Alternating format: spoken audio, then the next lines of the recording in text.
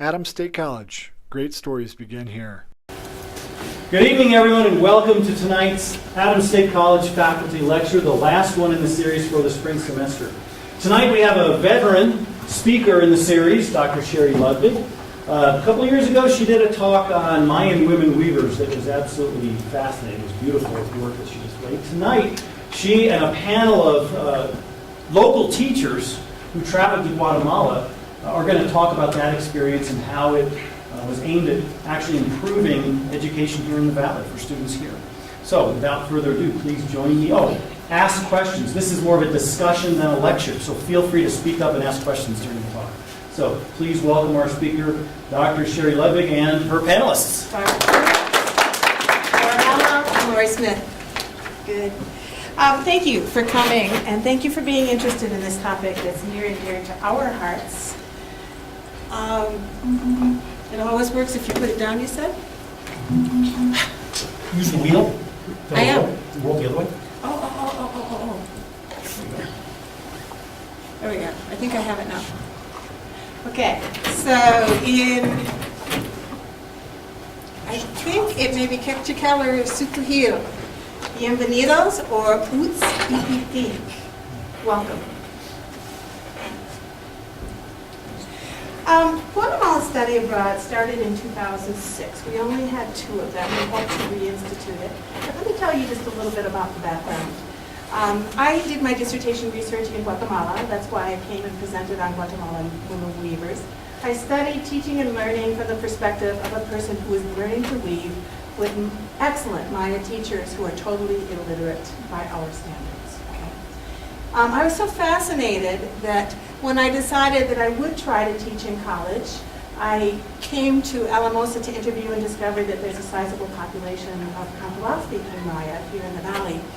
And so I immediately contacted Dr. Joel Judd, who had a grant, and said, we should really take teachers to Guatemala and start a little partnership with a university that I'm very familiar with there. So we did that. In 2006, we took the first group, which was a group of master's students from his Reedy grant, and they were from all over the region, okay? The reason that we did this trip was because we knew that here in the Valley there was a population. They were largely invisible to many of the teachers. They came in '79, they were hardly visible in the '80s, and then it just seems like they kind of drifted out as they stopped wearing their huipiles and corte to school. People seem to have lost sight of the fact that those children were in the classrooms. And consequently, there was insufficient district awareness as far as I was concerned about this, and I knew that trips to Guatemala would really make a difference. Now, this slide was only in case faculty from Adams State would come. We actually set up a partnership with the Universidad del Valle de Guatemala, which has never really taken off, but it's something that we could promote. So students, faculty, push for it, if you would please. Let the provost know that this would be of interest to you. Okay. In our trips, at first we just toured the country. We were with the Universidad del Valle on a trip that they had planned. We went to a school called Tierra Linda. We painted classrooms. Money from our trip costs went to actually building 2 extra classrooms in this very remote rural Guatemalan village.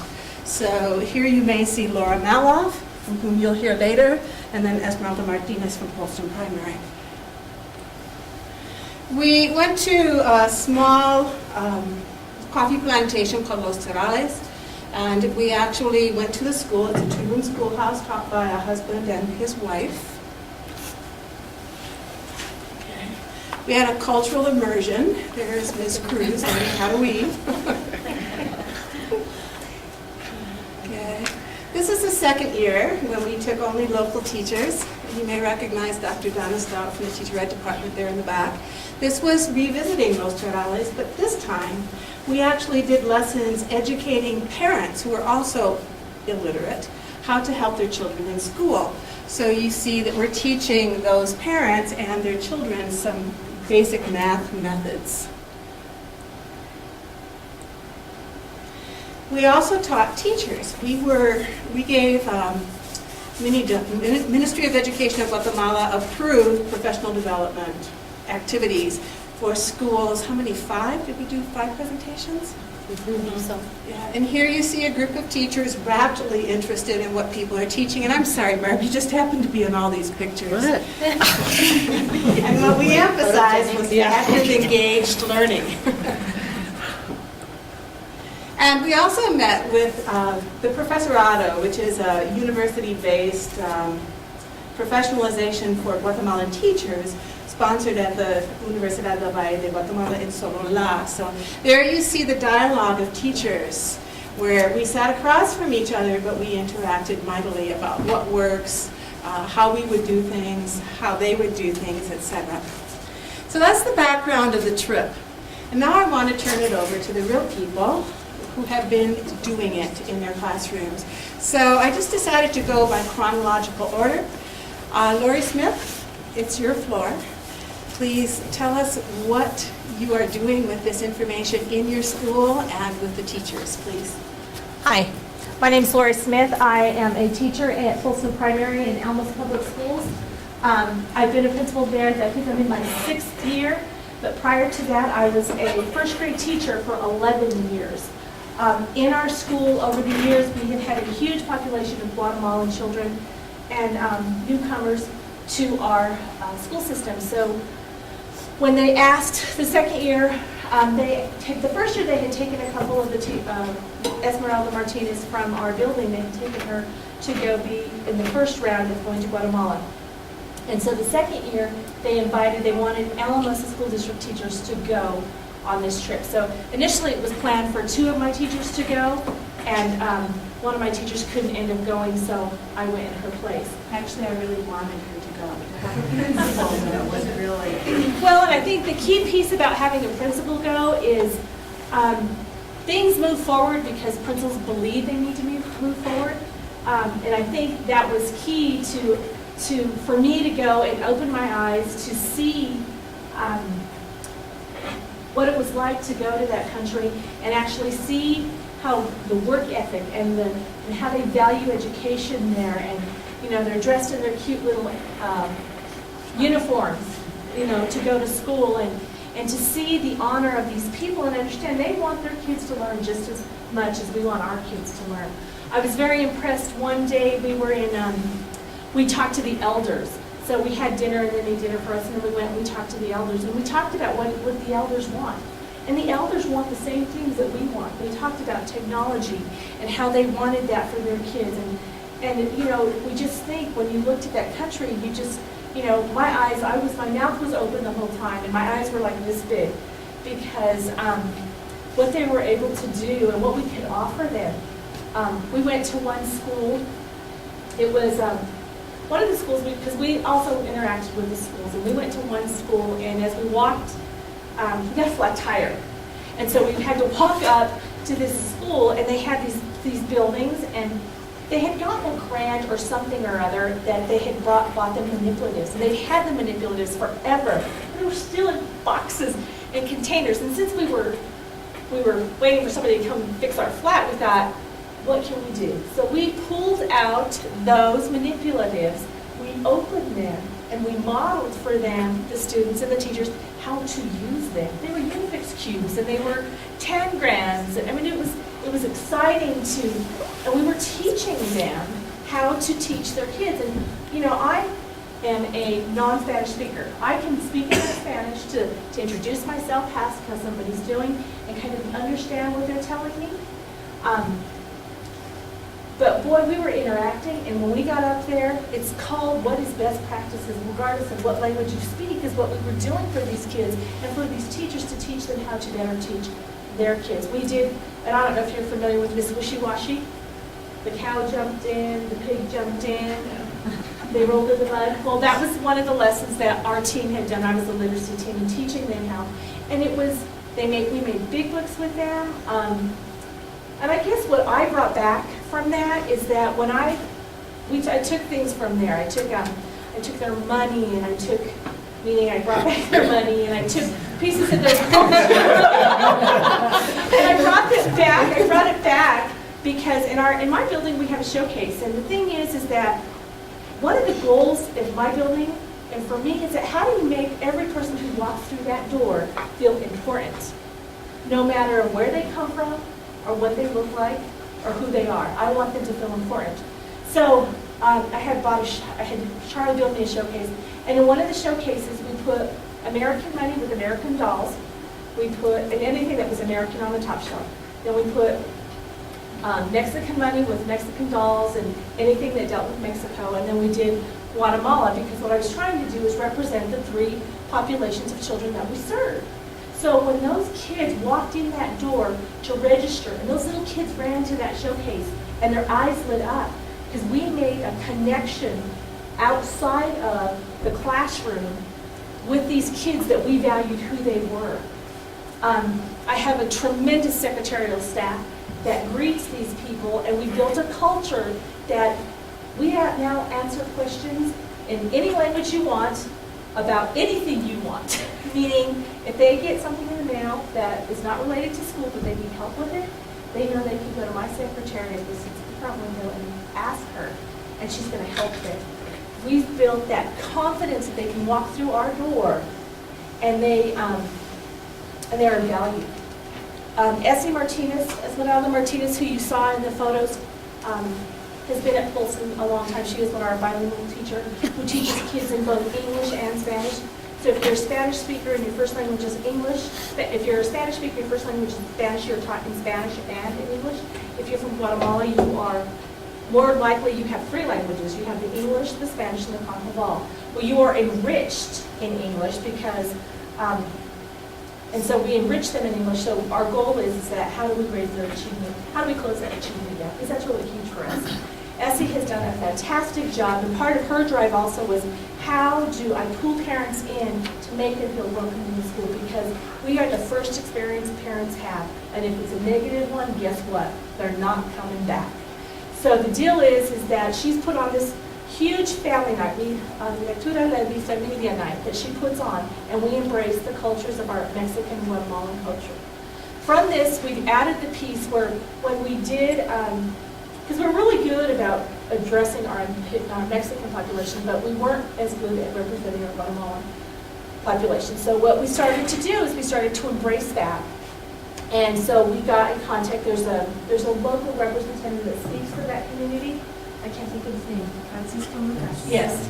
And so he came and we set up, so part of this evening consists of, Essie always works with the community as well as Adams State College and the staff to figure out what can we give these parents. So it's a professional development for parents, but at the same token, we feed them and we entertain them in the culture that they come from. And if you ever walk into one of these nights, the amount of people is phenomenal. They get dressed up, they bring their mothers, their fathers, their grandmothers, the children. They come, and when they leave, this last time when they left, because they always leave with books, and not just one. They probably leave with 10 apiece, and not just English. They're English and Spanish. And they're good literature, not something that's a direct translation. It's good literature in both languages. And this year, every child left with a jacket. We did, with a winter coat. We did a collaboration with, it was CDE, because the other thing is CDE and Title III really supports the efforts that we do at Princeton, as well as we had somebody out of South Fork, the golfing out of South Fork, they usually supported us with about $500 for clothing for our kids, as well as we partnered this time with, I want to say CRP, Center for Restorative Programs. We partnered with them, and so we were able to give coats this time. So, and the reason that we're doing that is we're reaching out to parents because to show them that they are their child's first teacher and what they can offer. And in those classes, we do one community. We've done in the past the importance of literacy. We've even done how do you get a house. We've had people come in and tell them how do you get involved so you can get a home for your family.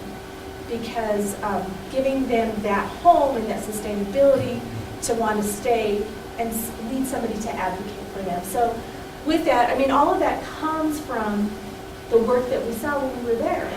one of the key pieces when we were there is, you know, they kept asking, because I was very quiet, and as you can tell, I'm not a very quiet person. And I talk really fast, and people would say, is she okay? Is she okay? Because I wasn't going like this. Well, one of it is that talk about being immersed in a language I did not know.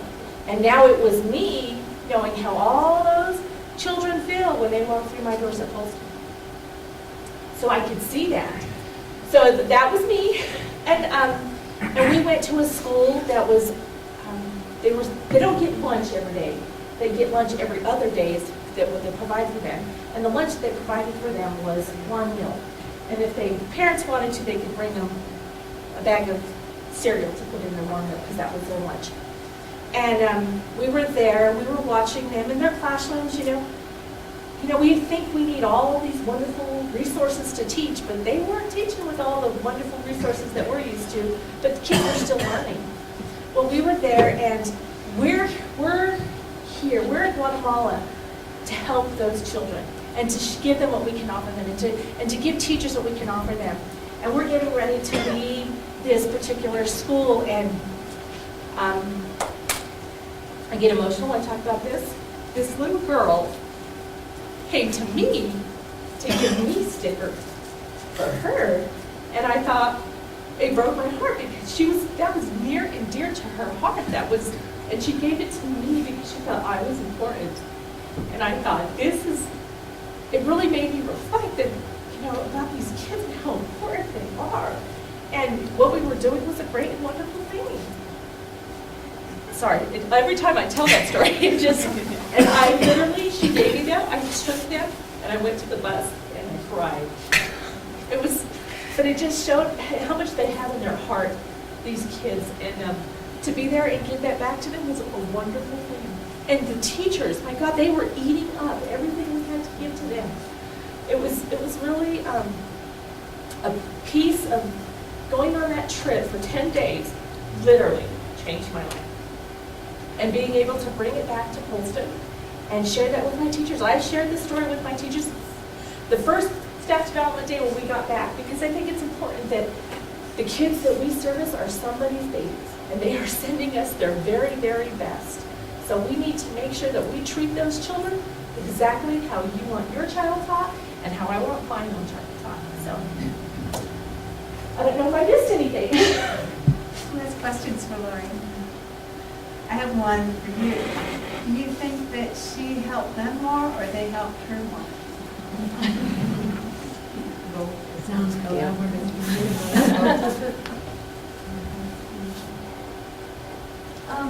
You have this wonderful program, it sounds like, at Polston. How does that translate as they move to the next school? Well, and you know what? That'll be that lady's question right there, because systemically what we've grown at Polston has taken over to what Laura has done at Boyd. So. Okay, what was your question again? I was still I was just emotional. wondering if, it sounds like they're doing wonderful things, and I've heard about what's going on at Polston in this area. I was just wondering, my son's at Boyd, and I'm wondering if I'm Laura Meloff. I teach third graders. I was a bilingual teacher for about 9 years, and last year was my first year as an ELL teacher. I had been an ELL teacher before I was a bilingual teacher. I've been teaching for about 15 years. Sorry, it's because she was and right. Okay. And so going back into the regular classroom, I guess the bridge that I'm trying to build, and I'm still building, between Polston and Boyd and hopefully into Evans is, like I said, I was a bilingual teacher, and I'm mentoring Elisa Maria, who is the bilingual teacher at Boyd Elementary. And the way I am trying to work this whole experience out is, of course, being her mentor, and Elisa embraces that as well. And before, when I was a bilingual teacher, I wish I would have had this experience when I first started my career as a bilingual teacher, because when I reflected back, I thought, yeah, I bring out these cultures that I was comfortable with, and I wasn't doing anything for the Guatemalan community. And when I got there, I felt guilty. And it's not because I'm mean-spirited by no means. It's just that I didn't know how. I just didn't know how. And that's what it is. It's just ignorance. And I learned a lot from these people. They're beautiful people. Their work ethic, like she said, they want to learn. A lot of times I would hear parents say at Boyd Elementary, not parents, teachers say, well, they don't care. They don't come to parent-teacher conference. And that negative impact, you think, well, yeah, they don't come. I wonder why. But then you start thinking of the whole picture, and you're like, no, they do care. It's just that their jobs are different from mine, 8 to 3. These parents work from 3 to whatever at night, and sometimes they work nights and they're not there for their babies. But it's not because they don't care for them. It's they're worried about putting food on the table. And it's not just the Guatemalan community. It's other people also that have that type of job. And it was just my ignorance. And I learned a lot from this experience. So what is Boyd doing? May 6th, I'm partnering up with a bilingual teacher. So my classroom and her classroom will put on a parent night that spins off of Holston. And what I used to do is I used to help Holston, and I would present so that way they would see my face as a bilingual teacher. And that way when these parents and these kids would come in, they would see me, and I would do a little workshop with reading or what I would do with Boyd, what experiences was going to happen at Boyd. So that's what we're doing at Boyd, and you probably don't see it. I don't know if you do or not, but it's just maybe the teacher that you have, because not everyone got to experience that. We got to do a workshop on that at Boyd, but it's up to the teacher if they do that or not. So, anything else? So what have you done? I mean, since you have this experience, Okay. how has it translated into your school, your classroom, Okay. the families, the students? What's nice is I have a lot of pictures of Guatemala, and I have them out, and the children all children are just, wow, this is the jungle, and the kids that are from that country, they just love it. For them, it's like, whoa, I've been there, or my parents are from there, and my mama wears the whippings and the corte and everything. So that's a neat thing because they see themselves in that. How many of you, and I am sad that I didn't bring this book, Abuelas Weep. Have you heard of that book? And that's the only really good book that I can encounter. Even being in Guatemala, I can find a lot of books from that, children's books that would depict that culture. Can I just explain why that's important? Laura does big book shows. They paint the background in these books in life-size pages. And then when she was the bilingual site coordinator, she would have her students practice their English by acting out these stories. So she wanted a book about Guatemala, I right? did, yes. But with language simple enough that the children could actually be successful in putting on this presentation. Yeah. The one that I used to do is, and I still do, it's Farolitos de Navidad, and that's a Mexican culture. So we would do that, and the kids would present, being that I was a bilingual teacher, I was trying to teach them to acquire English as best as possible, and they would act out these books. So I found Abuelas Weave, and it's a beautiful book, so go to your library and check it out, it's beautiful. And they did paint the pictures to this book, and with the NEP, non-English proficient, LEP, and the FEP. So children from all ranges of learning English, acquiring English, would perform this play, and all of them want to. Even if they're not speaking English, they want to be in this play because it's a huge book, and they want to be a character in that book.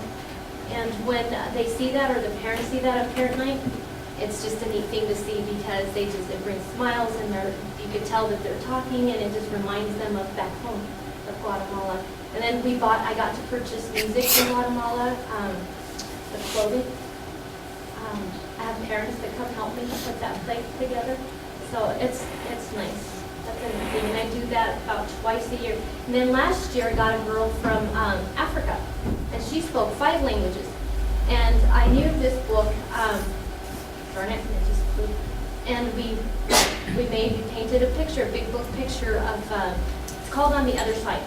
It's called On the Other Side, and it's beautiful, beautiful, beautiful book as well. So what I'm trying to do is I want my children to feel comfortable in my classroom, and I want them to see themselves. And I aspire to write books I'm from New Mexico, and I never see a lot of, Farolitos de Navidad is written by Rodolfo Anaya. He does a good job. He has a lot of children's books out there as well. But I would aspire to be like him and write stuff about piñon picking and stuff that how I grew up at, like. And I know that feeling. It's neat to see yourself thinking, oh, I remember that. I remember doing that with my parents. And I wish there was someone out in the Guatemalan community that would do that for that population. Anything else?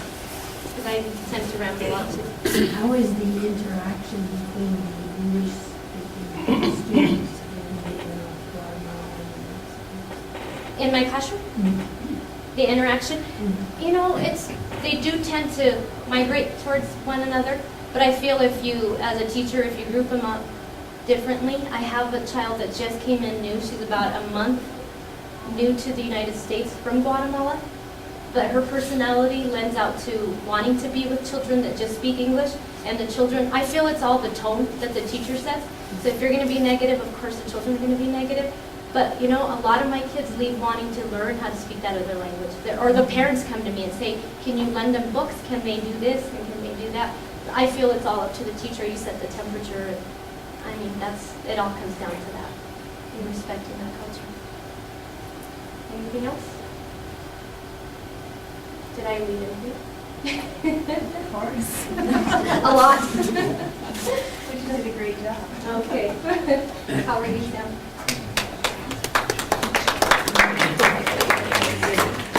Going back to post-primary, Esmeralda Martinez is in Denver. She's part of the Katy Rollout, which is what? Who can explain that? That's me again. The Katy Rollout is actually our second time, and what the Katy Rollout is that we have to come to the rationale, the realistic goal that Alamosa schools, we're not doing what we need to do what's best for children, all children. And a lot of it is the children who are second language and cultural learners. And it's our ELLs and our special ed population that we are failing. And so we had a Katy report done last year. We found some of those problems, but we didn't figure out how to fix them right. So the state came and offered us, okay, we'll give you a second rollout. We'll be more precise, more consistent to find out what our needs are. So we had a second Katy rollout, and we came up with 3 goals. Initially 4, but then we downsized it to 3 goals and getting out what our root causes are.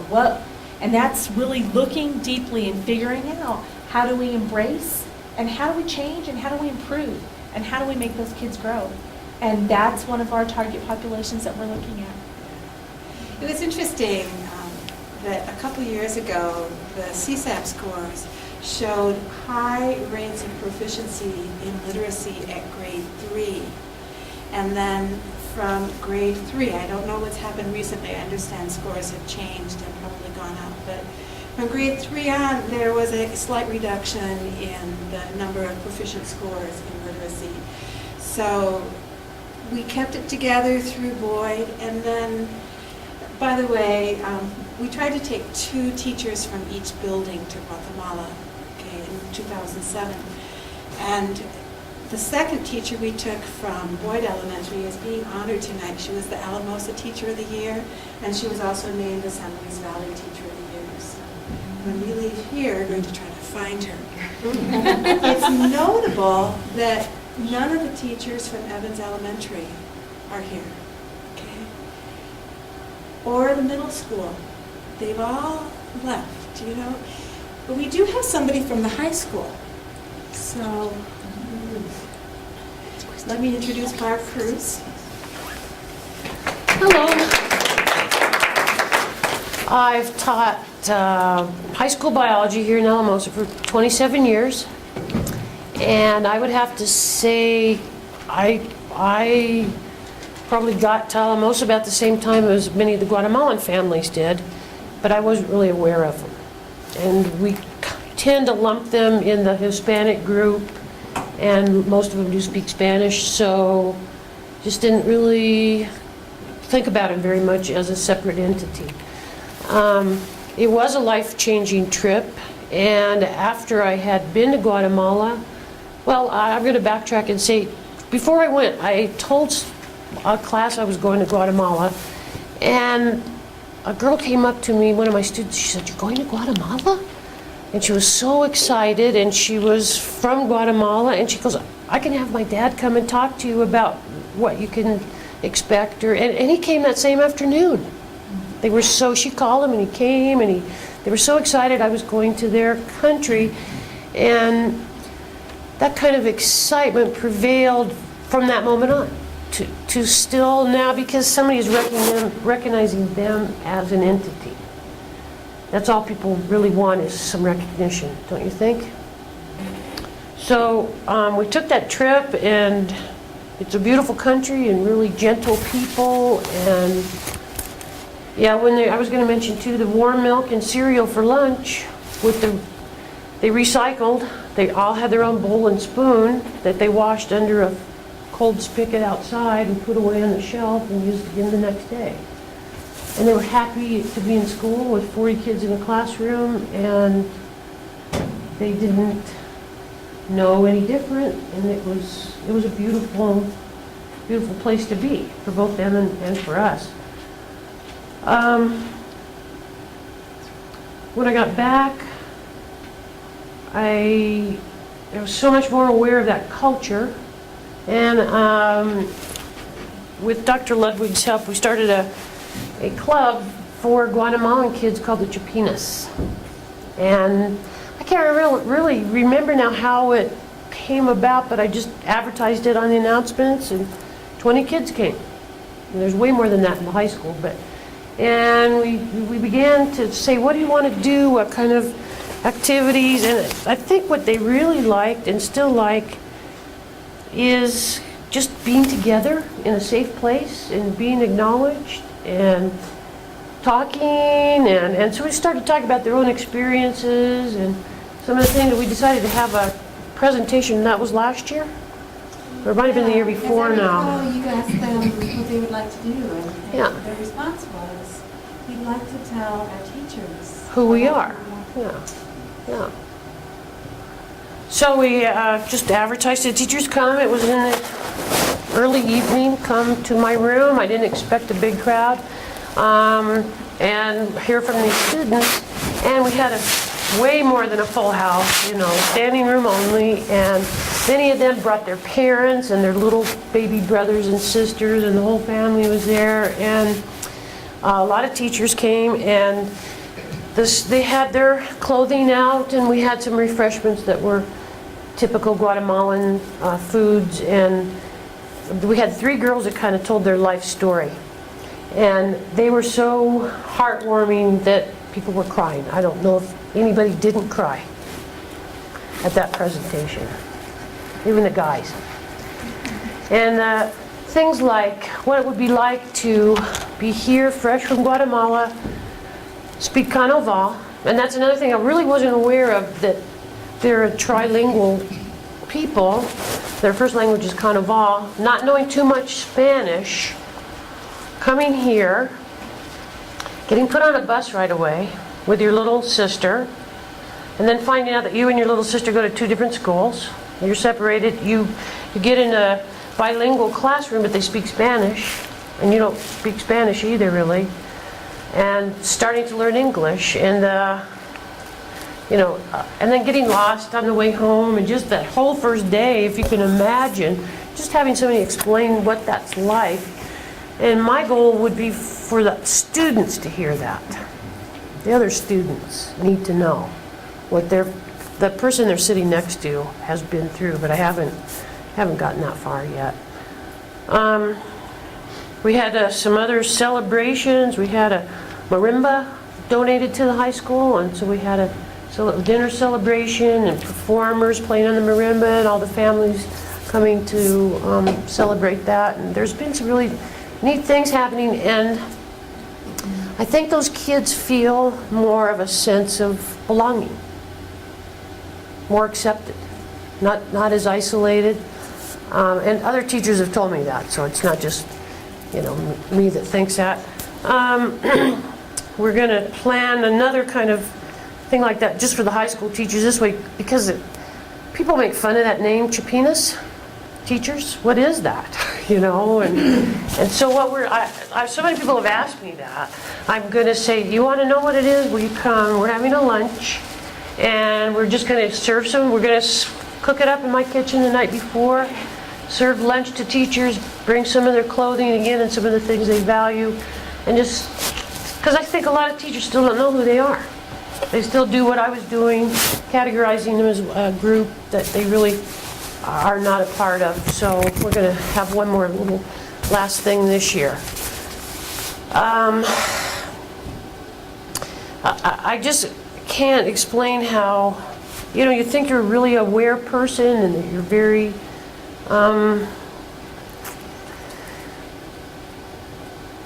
undiscriminatory, you know, and when you have an experience like this, it does really completely change the way you look at others and look at yourself and look at some of the things you've done and make goals for the future. So, very valuable.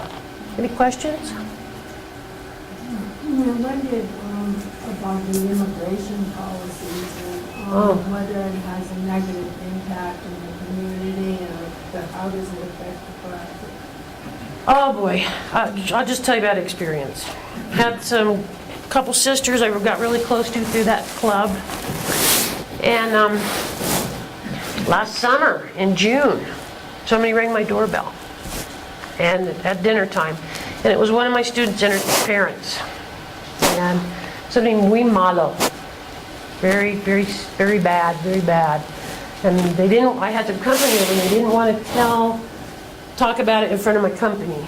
So we went in the backyard and the father had been applying for, what do you call it? Asylum, and he was denied. So we had 30 days to pack up and get out. And they were just weeping and crying, and it was horrible. There's no program in school to help somebody. We educate. We don't see that part. So if they're there, we're not looking to see if they are legally here or not. So we educate them regardless. And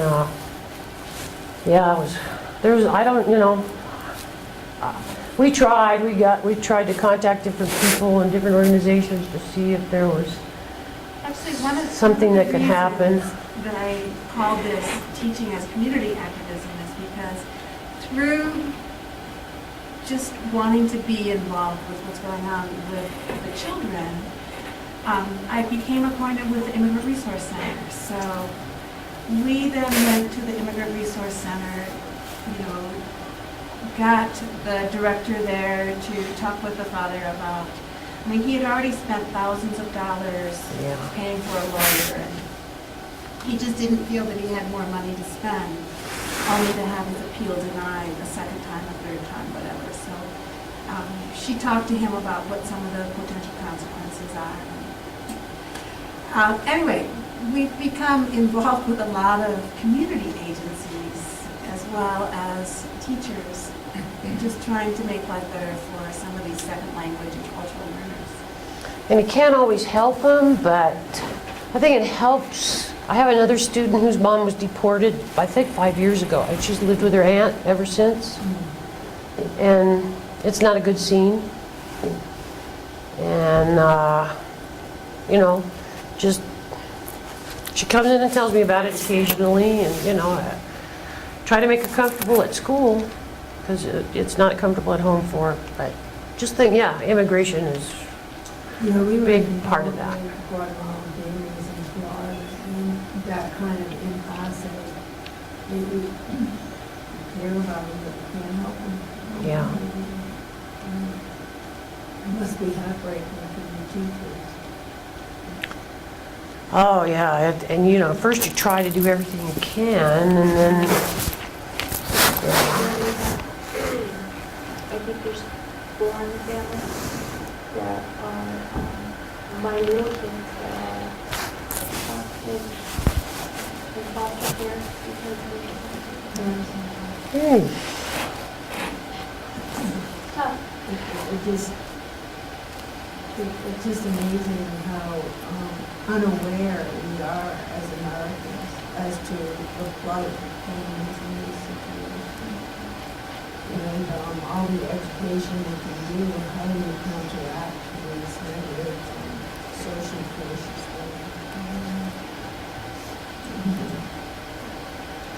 And as educators, you know, we need to know our students.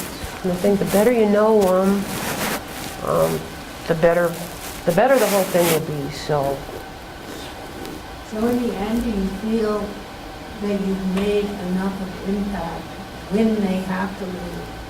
That they have taken something good from America back home? I would hope so. Actually, the two sisters said, you know, at least we could say we were here and we did something, because they went on to give their presentation to the PAR, was it? Oh, yeah. Daughters of America. Yeah. And it was in the paper, so their pictures were in the paper. So, yeah. they were very proud of that. Very, very, very proud. And if those girls go back, they're going to be, they have 4 languages now because they both take French. So now they will know English, they will be able to go to college or get a really fine job, and we hate to let them go, but if they do go back, they will be way ahead of many others that are there, so, yeah. I always send mine with books. If I know before time, I always give them books. Take back. That That is for me is important. Yes. And I tell them that literacy is the key, and I do. So I like to know before time. It's funny, Laura, that's exactly when I was doing my dissertation research. I taught English as a 3rd language in the local primary school in the village where I went to live. And that's what their teachers used to tell them. You may not be able to afford books, but you can afford a newspaper. Learn to read the newspaper and keep reading it, because literacy is everything.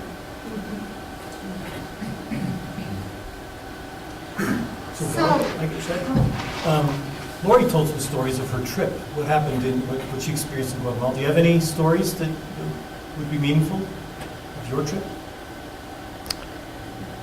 They were so responsive to us, all of them. The children, and the teachers, and the parents. And they're kind of shy, so you don't get an immediate impression of, you know, where you're at with them. But as soon as we started showing them some of the interactive ways of learning, they responded, they were enjoying themselves, they were laughing, you know, we were playing card games for math, manipulatives and things like that, and every place we went, that happened. I'm thinking of a story that you could tell, the one that we went when we were getting things set up for us, and they painted all their desks. Well, it was so cute. Well, we didn't know that until we sat down. They had a little performance for us outside, and when we got up, we had wet paint on us. They just fixed up all the furniture. They wanted to impress us. Oh, they were getting ready for us. This was the It's so second year we went grateful. back to the school at Tierra Linda, and remember that our funds had paid for 2 new classrooms, which we had helped to paint the year before. So now they wanted us to see how much good they were getting from the gift that we had given to them. And in one school, the children were running up to us and then kind of going back and laughing and giggling. And I asked one of them in my limited Spanish, what are you doing or something? And they were like, tus ojos. They hadn't really seen the green and blue-eyed people. They just wanted to look in our eyes, and they thought it was pretty interesting. And They would ask me to translate, to tell them, the people with blue eyes, yeah. green eyes, tell them that they're pretty, that they're beautiful. Yeah, just really honest and straightforward and just beautiful. One of the other things that, because we're driving, the roads are windy, and when you drive right down our highways, what do? You see the CDOT workers in their orange mowing the grass. Here we saw their CDOT workers with machetes. Yeah. Cleaning up the sides of their road. So it was really an aha. And lots of women with baskets on their heads. And lots of kitchens with the cobalt right in the middle where you're still burning wood and preparing food on your floor in the middle of the living room. And to me, I hope we don't mess around with that culture. They're living a beautiful life and they don't need the things that we think you need, and so I hope they can keep going that way for quite a bit longer. You know, we went to such small towns. I'm just trying to describe. We weren't tourists, and that was what was so meaningful about it. One town we went to didn't have any restaurants at all, and so the mayor's daughters fixed us lunch. And that's where we ate. They set a big long table up outside on their central part, and the daughters fixed us. And the daughters were in the back making the tortillas on the cobal, and so we had a, you know, we were right there. Beautiful experience.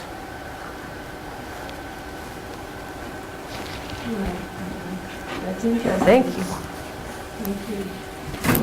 So, for those of you who are going to be, I'm sorry. I just want to say thank you to all four of you for what you did.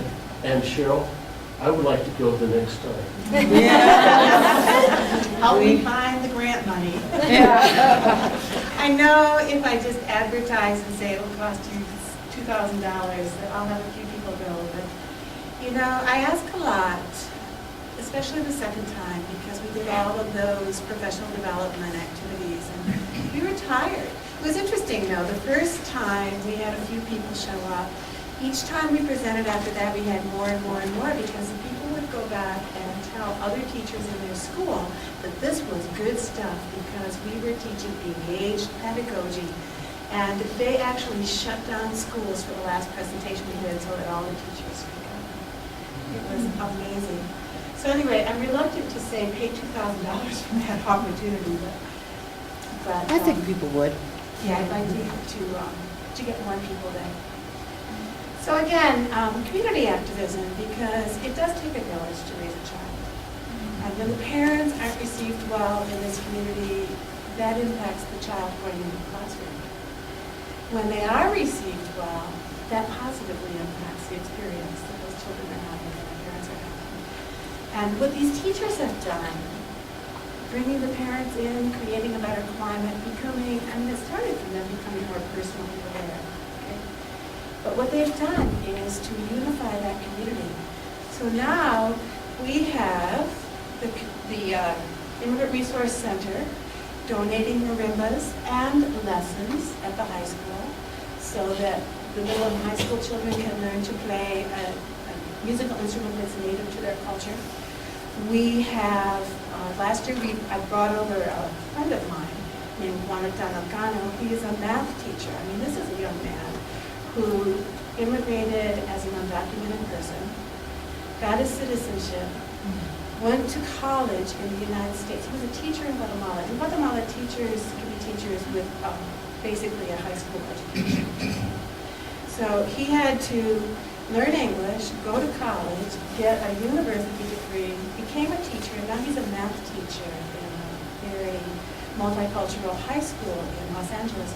So he came over, spoke, I mean, this was his spring break. He went to every single school, spoke with the kids, he was a featured speaker at the Holston Primary Parent Night, okay? And then he met with the members of the community to give them a sense of pride and hope. And I met him through an organization called Pastoral Maya, which is sponsored by Catholic Charities. Pastoral Maya has now become very interested in Alamosa, and the Kahnawha community from Alamosa is going to be one of the featured communities in our book about the Maya diaspora, people who live beyond Guatemala. Anyway, anything we can do in the community as a whole, including the school, is going to help them. And I don't know how you feel, but I suspect I'm preaching to the choir. It has helped me, as I'm sure you've heard. it's impacted Laurie and Laura and Mom. So does this continue, at the level that here at Adams State as far as the education department, whereas you have, basically your teachers in the schools where they... Can I speak to that? Yeah. Please, I'll speak to that. Well, I don't know that, because, we take Apple students from Adams State College, and we take student teachers. So, for example, when we do our family night at Polston, we partner with a teacher, Sarah Vance, who is doing, I don't know if it's 210, that she comes in and she brings her students in, and because we offer babysitting service as well.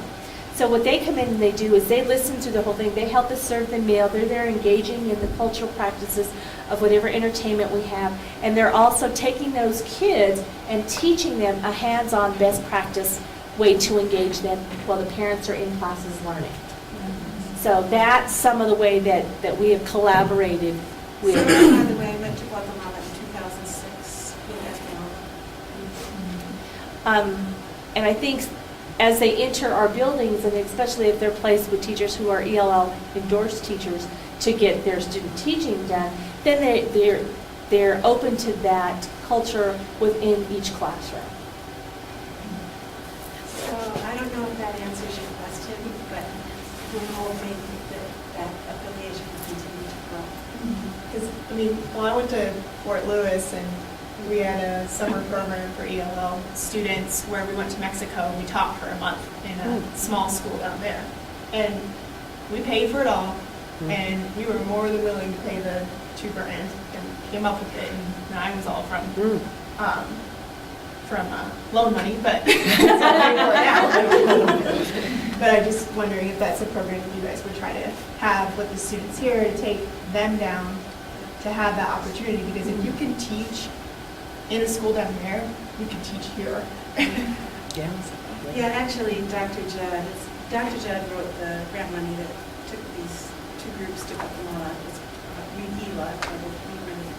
Now, Dr. Judd and I wrote the Title III grant called Project Excel. And Project Excel is not funded to the extent that we ELA, so we don't have the money to take groups, but we have spent money bringing people like Montano in, helping to support projects that continue to help these teachers. Last summer, Laura was taking classes, right?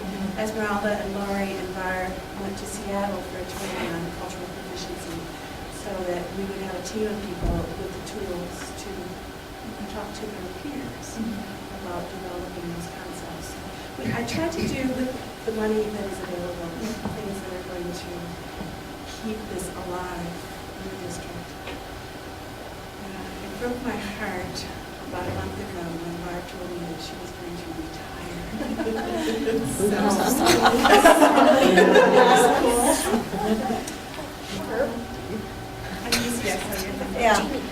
Well, I'd like to commend you all, the three ladies, and you for this wonderful, wonderful project and experience. But from us, from teachers like us, we always believe that the revolving door to success in a school would always be one where you have the kids welcome in terms of whatever culture they have. The revolving door doesn't stop in the classroom. It really begins from the school itself, the main door. The main door, wherein as soon as the students come in, as soon as parents come in, that they feel that they are welcome. And I like your idea of, as soon as they get in, they see these showcases where they can relate to the costumes, the dolls, and even probably just the name, Guatemala, and that really buoys their spirit up. And yes, the parents will feel they are welcome, and that makes a lot of difference. So, student achievement will just follow. But the beginning part will be the school. What the school will actually do to make that welcoming spirit present. On that note, you don't know how crucial it is that the way that you behave and what you model to kids. But when I had a little Guatemalan girl walk into my office in this polyester suit and comes to me, to my desk, twirls around and says, Mrs. Smith, look at me. I look just like you. So we have to get you a like birthday. But I think for me it was that she thought, she knows that she can be me. And that was the thing that made me think, how we walk through those doors as teachers and professionals every single day is huge. Because that's what they see. And if it's okay for you to do it, then it's okay for them to do it. So you always need to make sure that you are modeling what you want those kids to be all the time. I think too that it's both ways. I think of American students, I think about myself when I was in elementary. That kind of kinship was very important, even within our own country. And sometimes that interaction we take it for granted. And so it is something to learn. And honoring the child walking through the doors presumes that you're going to get to know that child and that child's family, which is a theme across all of your narratives. For those of you entering the teaching profession, it's a good lesson. Thank you. Oh, I'm sorry. What are we doing about Evans and the middle school not being represented? Because Laura taught our son, I won't say how many years ago, the very first bilingual program, it didn't quite go, but that was well. I sat with Laurie at a Polson parent night. Let me tell you how different it was. I went as a presenter with somebody else, and everything was in Spanish. Fortunately, I grew up in El Paso and could speak Spanish. But the acceptance of the music, the food, the people were translating for each other, the feeling of parents saying, I'm welcome at this school, that my kid's going to learn, because that was just so heartwarming. I love it. So I love to see that it's continuing on this many years later, but we're missing a really central, important age gap. And is our district doing anything about that? Well, and I think that as we move into our new schools, I think we're going to close that gap. I've been trying to talk this girl to go into Evans for a lot of years. And I've asked for that transfer. So I think it's It's always declined. well, we'll work on that one. But I think we have good intentions. It's my goal is that when we move into that new K-5 campus, that we are going to build that, because let me tell you, we just as a district got our what we call our CELA scores, which are our ELL scores, and they looked pretty impressive. And not just at Polston and at Boyd, but I think across the board they looked pretty good. Can they be better? Of course they can. Do we want better? Of course we do. But I think we're working towards that, and with this Katy, we're going to make sure that it happens. We're not going to fail this time. So, and if I do, you come back and look for me and say, you said, Laurie. And I will. And as far as the middle school goes, with a newly retired teacher, maybe I can get her involved in some projects. Well, middle school, I think, yeah, really. Middle school, let me speak to middle school. We have Enrique Guerrero. Oh my God, he has changed the way those teachers think about that. It's before it was always how would he explain it? He was the ELL teacher. Well, he's not the ELL teacher. He is the literacy teacher, and I'm going with the rest of you literacy teachers to figure out how we're going to move kids. He's put a whole different spin on how we look at this. So I'm excited about what he is doing. So I think that there's more to come, and sit back and I have 3 teachers from the middle school that want to get their ELL endorsement. Oh, So that's speaking a lot for this man. Here for Project Excel, yes, just started the last cycle of the EDL endorsement programs, and it's here in the Valley. So, and I talked to Laura a few nights ago. I said, So I bring. excellent. Good. So just that. Any other questions, comments? Please. Yeah, hi there, folks. I work at Alamosa High School. I started with Alamosa Public Schools 29 years ago in 1981. And my first year was at the high school and I taught science. And then the very next year I was made community liaison. And I was sent to work at Polston. Then I got to work at Boyd. Then I went to the middle school. And as the years moved along, I've been at every school except Evans. Just like Barb said here, I would guess about 27, 28 years ago, the first Guatemalans started coming into our school district. And my job there as community liaison, I was kind of like the principal's right-hand man, and I had Mr. Ralph Morrison, and I was working with him. And I have a couple of stories that are kind of interesting. One was I remember these families coming in. Mr. Morrison, you kind of had to know this guy. Okay, he was a very kind of conservative guy, very soft-spoken man, very nice man. And these people just wanted to have some questions answered, and they came in and they sat there right real close to him. He had a real little office. Is that still the same office? I don't know. Anyway, Mr. Morrison was there, and this lady starts to breastfeed a baby, and Mr. Morrison was like, whoa! Okay, but I remember that, and you know, I'm a native of the valley. I've been traveling since I was about 18, 19. I got to live in Colombia when I was 18.